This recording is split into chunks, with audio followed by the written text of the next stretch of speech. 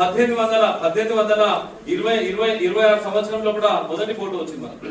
మొదటి ఫోటో వచ్చిన తర్వాత 1850 తర్వాత ఫోటోగ్రాఫ్ అయినటువంటి కళ స్టార్ట్ అయింది. తర్వాత ఈస్ట్మెన్ కలర్ అనేటువంటిది 1854 నుంచి 1832 వరకు ఈస్ట్మెన్ కలర్ తో మనం చూసేటువంటి ప్రయత్నం చేస్తున్నాం. ఒక విచిత్రం మీద ఒక ఆలోచన చేసుకోవాల్సింది ఏంటంటే 3000 కిలోమీటర్లు ఉన్నటువంటి హిమాలయ పర్వతము ఒక ఫోటోలో చూస్తాం. దేంట్లో చూస్తాం మనము? ఒక ఫోటోలో చూస్తాం. సముద్ర గర్భం ఉన్నటువంటి సంపదలు కానీ ఇంకా చాలా రకాలైనటువంటి ఏవైతే ఉన్నాయో అవన్నీ కూడా మనం దేంట్లో చూస్తాము? ఒక ఫోటోలో చూసేటువంటి అవకాశం ఉంటుందంటే ఫోటోలు సంగతి ఈ రోజు ఉపగ్రహాలు తీసుకున్నా, ఇంకా స్పేస్ స్టేషన్ తీసుకున్నా, గ్రహాలు తీసుకున్నా, అవన్నీ కూడా మనం చూస్తున్నామంటే మామూలు ముచ్చట కాదు. మనం ఆలోచన చేసుకోవాలి. ఈ ఫోటోగ్రాఫర్ చెప్తున్నా కదా, ఫోటోగ్రాఫర్ లేకపోతే చరిత్రకు సాక్ష్యం లేదు.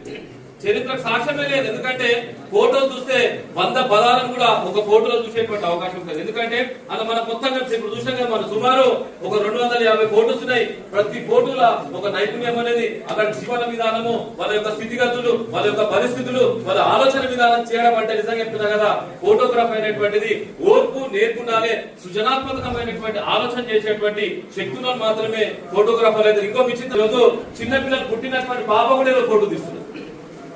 పుట్టిన పాప కూడా ఏదో ఫోటో తీస్తుందంటే మనం ఆలోచన చేసుకోవాలి. ఏంటంటే ఈ ఫోటో తీసేటువంటి వ్యవస్థ నిజంగా చెప్తున్నా కదా, వాళ్ళు ఎట్లున్నారో నాకు తెలిసిన మట్టుకు వాళ్ళకున్న ఇబ్బందులు ఎవరికి లేదు. మా సత్యం తీసుకున్నా, మా ఆరిబాయిని తీసుకున్నా, మా కృష్ణాన్ని తీసుకున్నా, అందరూ కూడా వాళ్ళు ఉన్నారంటే ఉన్నారు. కానీ వాళ్ళకు చాలా రకాలైనటువంటి ఇబ్బందులు ఇప్పుడు సమాజంలో కూడా. ఇంతకుముందు ఏంటంటే గతంలో మనం చూసిన అధికారిక కార్యక్రమం ఏమైనా కావాలంటే ఫోటోగ్రాఫర్ వచ్చిన దాకా కూడా ఏ కార్యక్రమం జరగకుండా, కానీ మధ్యలో ఏమైతుంది, సెల్ ఫోన్లు వచ్చిన తర్వాత టకటక కొట్టేస్తున్నారు.